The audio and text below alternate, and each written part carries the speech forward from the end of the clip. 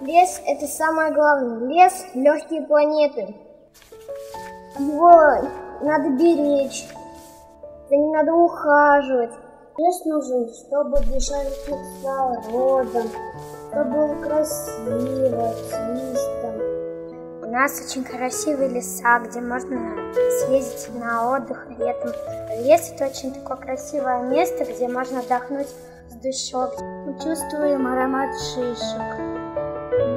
Мы очень любим ходить в лес, потому что там очень красиво. Но лучше лес беречь, чем его портить.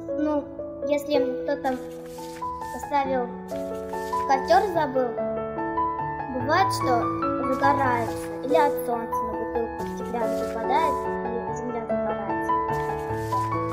Просто-напросто кидают всякие бутылки стеклянные. Когда эта стеклянная бутылка нагревается и происходит пожар, он взрывается, начинает все леса гореть. А если вот произошел пожар, надо вырастить новые деревья.